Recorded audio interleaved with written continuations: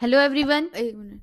Hello hello everyone. Everyone, welcome back to our channel and it's reaction time. मेरा नाम है आयशा जावेद। मेरा नाम है सैम। तो जैसे कि आप सबको पता है कि भाई ये बात बहुत ज़्यादा चर्चे में रहती है कि भाई जो साउथ इंडिया है वहाँ पे बहुत ज़्यादा डेवलपमेंट, बहुत ज़्यादा कंस्ट्रक्शन की गई है, नॉर्थ साइड पे नहीं की गई है।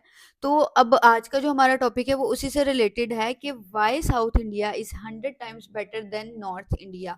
ऑब्वियस सी बात है, वहाँ पे जो है इतनी डेवलपमेंट, इंफ्रास्ट्रक्चर और हर चीज़ नहीं है, साउथ में है। लेकिन इसमें हमें क्लियरली वो चीज़ बताई जाएगी कि हाँ, साउथ इंडिया और नॉर्थ इंडिया में क्या फ़र्क और है, ये डिटेल वीडियो है। वो रियलिटी बताई जाएगी भाई, जो हमें नहीं नहीं पता है पता। कि भाई क्यों साउथ इंडिया बिल्कुल, 100 टाइम्स बेटर है नॉर्थ इंडिया से। तो साउथ की मूवीज तो हम लोग बहुत ज्यादा देखते हैं और बिल्कुल। साउथ के एक्टर्स भी बहुत ज्यादा फेमस है और हमारे बहुत ज्यादा फेवरेट भी हैं, जैसे कि जूनियर एनटीआर और भी बहुत सारे हैं। तो भाई बिना टाइम इसके पहले देखते हैं कि साउथ इंडिया क्यों बेटर है नॉर्थ इंडिया से। All credit goes to this channel. Channel का नाम है राहुल सुरपम। डिस्क्रिप्शन में लिंक दे दूंगी, वहां जाके भी इनका चैनल सब्सक्राइब कर लें और वहां जाके ये वीडियो देख सकते हैं। तो वीडियो स्टार्ट करने से पहले चैनल को कर लें। सब्सक्राइब और बेल आइकन को लाज़मी प्रेस कर दिए ताकि आने वाले नोटिफ़िकेशन आप तक तो पहुँच वीडियो सकें। करते हैं स्टार्ट। अगर मैं आपसे कहूं कि इंडिया एक्चुअली दो देशों में डिवाइड हो चुका है तो आप शायद थोड़ा शॉक हो जाओ, लेकिन सच यही है कि इंडिया का मैप दिखता तो एक है लेकिन एक्सपीरियंस दो अलग देशों जैसा है। एक तरफ साउथ इंडिया जहां आईटी, एजुकेशन, हेल्थ केयर और ग्लोबल रेपुटेशन में आगे बढ़ रहा है, वहीं दूसरी तरफ नॉर्थ इंडिया जहां गरीबी, अनएम्प्लॉयमेंट, क्राइम और पॉलिटिक्स के जंगल में फंसा हुआ है। अगर आपने भी कभी साउथ इंडिया ट्रैवल किया है तो आपको पता होगा वहाँ डेवलपमेंट सिर्फ बिल्डिंग्स में नहीं, लोगों की थिंकिंग में भी दिखाई देता है। We like Tamil Nadu so far. वहाँ के शहर साफ और लोग ज्यादा डिसिप्लिन लगते हैं, लेकिन वही नॉर्थ इंडिया में bus stand, public place, station, even hospital के वॉल तक पान मसाला और गुटखा के लाल दाग से भरे मिलते हैं। बस इतना ही नहीं, कुछ साल पहले इस फॉरेन टूरिस्ट ने अपने एक ब्लॉग में कहा साउथ इंडिया नॉर्थ इंडिया से ज्यादा सेफ फील होता है। I find the southern states to be safer, more orderly, and more relaxed. And everyone's so friendly, it's amazing. Whereas the north has more chaotic streets with so many honking horns. यहाँ तक कि दुनिया के सबसे बड़े tech companies के CEOs सुंदर पिचाई, सत्य नडेला और शांतनु नारायण, ये सब भी साउथ इंडियन बैकग्राउंड से ही बिलोंग करते हैं। और तो सबसे शॉकिंग बात, केरला और साउथ इंडिया के कई स्टेट्स में लोग ऑन एन एवरेज 78 ईयर्स तक जीते हैं, लेकिन नॉर्थ इंडियन स्टेट्स जैसे कि यूपी, बिहार, राजस्थान में लाइफ एक्सपेक्टेंसी रेट 69 से 70 साल ही है, यानी नॉर्थ इंडियंस 8 साल कम जीते हैं। लेकिन ये डिफरेंस इतना बड़ा कैसे हो गया? कैसे एक रीजन तेजी से डेवलप हो रहा है और दूसरा रीजन हर साल पीछे की ओर जा रहा है? एक ही देश, एक ही कॉन्स्टिट्यूशन और ऑलमोस्ट सेम रिसोर्सेज, फिर भी इतना बड़ा गैप कैसे? आखिर वो कौन सी वजह है जो साउथ इंडिया को नॉर्थ इंडिया से भी ज्यादा डेवलप बनाती है? आइए जानते हैं आज की इस वीडियो में। Kerala became the first state in India to become fully digital literate. देख लीजिए, 9th क्लास में पढ़ता है और गुटखा चबा रहा है। The North Indians and South Indians, stop it.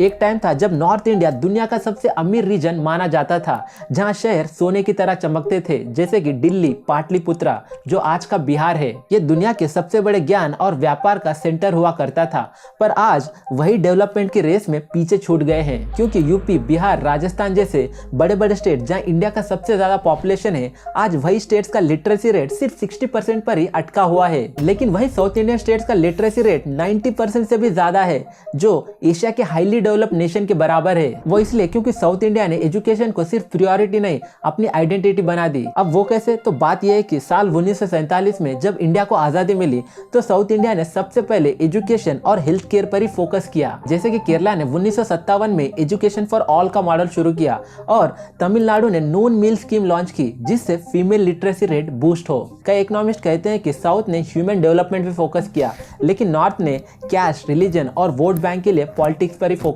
किया। इसीलिए ये 70 साल पहले लिए गए डिसीजंस आज के डेटा में क्लियरली दिखाई दे रहे हैं, जहां साउथ स्टेट पूरे नेशनल लिटरेसी से 12 से 15% हाइयर है, यानी पूरे इंडिया में सबसे ज्यादा हाईएस्ट एजुकेशन और लिटरेसी रेट साउथ इंडिया में ही है। पर सबसे शॉकिंग बात, बीबीसी के एक रिपोर्ट के मुताबिक साउथ इंडियन स्टेट्स जैसे कि तमिलनाडु, केरला, कर्नाटका और तेलंगाना अपने आप में एक मिनी इकोनॉमीज बन चुकी है, यानी इतनी पावरफुल कि अगर ये 4 स्टेट अलग कंट्री होते तो दुनिया की टॉप 10 इकोनॉमीज में कहीं ना कहीं जरूर आते। लेकिन दोस्तों, इससे सवाल उठता है कि आखिर साउथ इंडिया ने ऐसा क्या किया जो बाकी इंडिया कभी नहीं कर पाएगी। यूनेस्को और वर्ल्ड इकोनॉमिक फोरम के मुताबिक साउथ इंडियन स्कूल्स मार्क्स नहीं, क्वालिटी एजुकेशन पर फोकस करते हैं और यही अप्रोच उनकी रियल सुपर पावर बनी। यानी केरला का एजुकेशन मॉडल दुनिया भर में world most successful education model से जाना जाता है, जहां लिटरेसी रेट 96% तक पहुंच चुका है। इसी स्ट्रॉन्ग फाउंडेशन ने साउथ इंडिया को आईटी रिवोल्यूशन का इंजन बनाया, जिसका बेस्ट एग्जांपल है बेंगलुरु, जो आज सिलिकॉन वैली ऑफ एशिया के नाम से फेमस है। यहीं से गूगल, अमेजॉन और माइक्रोसॉफ्ट जैसे बड़े बड़े ग्लोबल टेक कंपनीज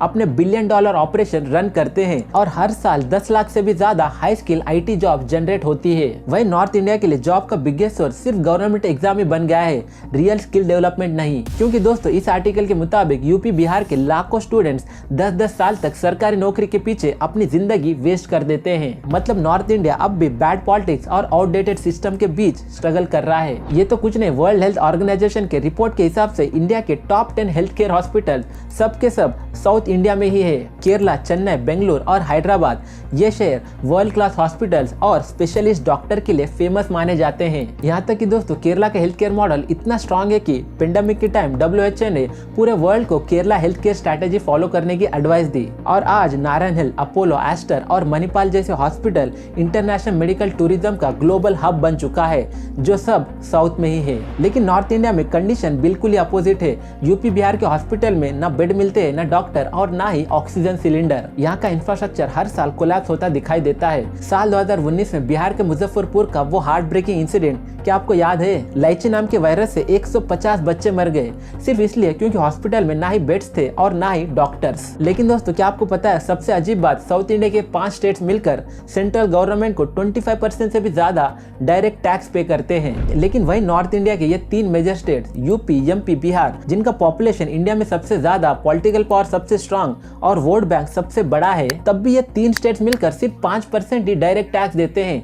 मतलब 100 रुपए में से सिर्फ 5 रुपए ही नॉर्थ से आते हैं। तो क्या इसका मतलब है साउथ इंडिया परफेक्ट और नॉर्थ इंडिया बेकार है? बिल्कुल नहीं। रियलिटी ये है कि नॉर्थ इंडिया के पास टैलेंट, पोटेंशियल और एनर्जी तो बहुत ज्यादा है, लेकिन पॉलिटिक्स की वजह से सही सिस्टम नहीं है। अगर इंडिया वही फोकस, वही एजुकेशन और वही डेवलपमेंट फॉलो करे तो एक दिन इंडिया हाईली डेवलप कंट्री बन सकता है। लेकिन दोस्तों आपको क्या लगता है? प्लीज हमें कमेंट्स में जरूर बताना और ऐसे वीडियोस के लिए हमारे इस चैनल को लाइक, शेयर के साथ सब्सक्राइब जरूर। गाइस ये तो थी वीडियो के why south India is 100 times better than north India. अब मुझे तो मतलब जो पता था वो मैंने आपको स्टार्टिंग में बताया कि भाई वहाँ पे डेवलपमेंट ज़्यादा है, नॉर्थ में नहीं है। लेकिन अगर आप हेल्थ केयर की बात करें, आप एजुकेशन की बात करें, लिटरेसी रेट की बात करें, तो उसमें भी बहुत फ़र्क है। एंड क्लीनलीनेस के मामले में भी साउथ इंडिया नॉर्थ इंडिया से बहुत ज़्यादा बेटर है। हम लोग आयशा एक वीडियो है केरला के ऊपर, उसके हम ऊपर पहले भी रिएक्ट कर चुके हैं और तो उसमें हमने बताया था एक ये। केरला एक ऐसा सिटी है जो मेरे ख्याल से बहुत ज़्यादा गरीब होता था और बिल्कुल। इस टाइम पे वो टॉप पे है बिकॉज ऑफ डेवलपमेंट। और इतनी डेवलपमेंट उधर हुई है कि वहाँ के लोगों की सोच ही बदल बदल गई है और गई वो है। इतने उनकी सोच अमीर हो गई है। और जहाँ के लोगों की सोच अमीर हो जाए ना तो वहाँ से गुर्बत ख़त्म हो जाती है। और ऐसा नहीं तो है कि वो बहुत ही ज़्यादा मॉडर्न हो गया, मॉडर्न वो हो गए लेकिन वो अपने कल्चर को भी साथ लेके चल कल्चर रहे हैं। और केरला इतना खूबसूरत हो गया, वो आईटी हब है और इससे ज़्यादा इंडिया को मतलब साउथ इंडिया में क्या ही डेवलपमेंट हो। मतलब आईटी हब, लिटरेसी रेट और एजुकेशन सिस्टम, हॉस्पिटल, ये सब कुछ साउथ इंडिया में बेस्ट बेस्ट बेस्ट है। हैदराबाद देख लो कितना ज़्यादा डेवलप है। अगर आप बात करो नॉर्थ इंडिया की तो वो डेवलप नहीं है। आई थिंक सो वहाँ पे ज़्यादा इशू जो आ रहा है वो पॉलिटिक्स में हाँ, पॉइजन, मतलब पॉलिटिशियन में जो पॉइजन फैला हुआ है ना वो ज़्यादा बिल्कुल। बेड़ा गर्क कर रही है नॉर्थ इंडिया का। क्योंकि बिहार का कोई हाल नहीं है बिल्कुल भी। वहाँ के बच्चे मतलब वो कह रहे हैं कि वहाँ पे पॉलिटिशियंस तो बैठे हुए हैं लेकिन वो कोई वर्क ही नहीं कर वर्क रहे नहीं हैं, कर रहे बिल्कुल नहीं हैं। कर रहे हैं। तो और जो लेकिन साउथ इंडिया इतना ज़्यादा डेवलप हो गया, इतना वो खूबसूरत है ना, बिल्कुल। लोग प्राउड फील करते हैं और साउथ इंडिया को देख के लगता ही नहीं है कि वो इंडिया में एक, ऐसे लगता है इंडिया में एक और अलग कंट्री है। और तो साउथ इंडिया जो है ना वो अगर आप फॉरेनर्स की बात की जाए तो तो उनके बहुत लिए ज़्यादा आता बहुत है। अच्छी टूरिस्ट स्पॉट है, वो वहाँ पे घूमते फिरते और हैं वो और वहाँ उनके के अपने कहते पर्सनल हैं ओपिनियन शेयर किए हैं पर्सनल उन्होंने। ओपिनियन उनका यही है कि वो सेफेस्ट फील करते हैं साउथ इंडिया में और नॉर्थ इंडिया में इतना ज़्यादा सेफ फील नहीं करते क्योंकि वो काफ़ी ज़्यादा मतलब आप बात कर लो बैकवर्ड चले जाता है नॉर्थ इंडिया। अगर वहाँ पे डेवलपमेंट नहीं है कुछ भी, लोगों को सिखाया नहीं गया, लोगों में वो चीज़ लाई, क्योंकि बिल्कुल। एजुकेशन नहीं है तो वहाँ पे लोगों को सीख हाँ, कैसे उन्होंने बोला कि आएगी? भई वहाँ का जो लिटरेसी रेट है वो 60 पे ही अटका हुआ है, इससे ऊपर गया ही नहीं है कहते हैं वहाँ पर। 9% total I think so north India से आता है और बाकी बिल्कुल, सारा साउथ इंडिया से, तो ये खुद ही ज़मीन आसमान का फ़र्क आ जाता है। तो मेरे ख़्याल से यार इंडिया को चाहिए कि वो अपने नॉर्थ इंडिया पे भी वर्क करे ज़्यादा से बिल्कुल ज़्यादा, और क्योंकि एजुकेशन के साथ-साथ हेल्थ भी बहुत ज़्यादा इम्पोर्टेंट है क्योंकि जैसे साउथ इंडिया का ज़िक्र किया कि व 157 बिल्कुल। नॉर्थ इंडिया में बच्चे और बड़े जितनों भी वो को लाइची वायरस के हुआ। नाम से जो वायरस था उससे बीमार हुए और उनकी डेथ हो गई। लेकिन जैसे उन्होंने जी, साउथ जी। इंडिया में बताया कि भई वहाँ का जो लिटरेसी रेट है वो ये है और वहाँ का इतना है। और सिर्फ़ ये नहीं, उनको हेल्थ पे बहुत ज़्यादा काम करनी चाहिए क्योंकि अब जैसे साउथ इंडिया का बताया कि वहाँ पे मतलब आप मैक्स 78-80 तक लोग एज तक जी रहे हैं। लेकिन वहाँ पे जब हेल्थ केयर की सर्विसेज़ ही आपको प्रोवाइड की नहीं जा रही तो लोग कैसे सर्वाइव करेंगे? ऑफ कोर्स वैसे ही आपका डेथ रेट कम होता जाता है जैसे ही आपको वो फैसिलिटीज़ हासिल नहीं होती हैं। तो मेरे ख्याल से नॉर्थ इंडिया पे भी इंडिया को वर्क करना चाहिए और उसी तरह उसको भी खूबसूरत बनाना चाहिए।